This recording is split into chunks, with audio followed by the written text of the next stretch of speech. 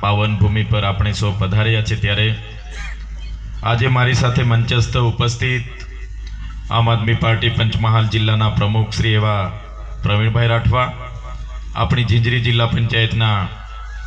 seat જિલ્લા પંચાયત બેઠકના ઉમેદવાર એવા આશાબેન, તાલુકા બેઠકના ઉમેદવાર એવા રેખાબેન અને મંચસ્થ તમામ જિલ્લા પંચાયતના તાલુકા પંચાયતના ઉમેદવારશ્રીઓ, આમ આદમી પાર્ટીના તાલુકા પ્રમુખશ્રીઓ, સંગઠનના તમામ પદાધિકારીઓ અને અહીંયા આજુબાજુના વિસ્તારમાંથી મોટી સંખ્યામાં ઉપસ્થિત થયેલા મારા વડીલો,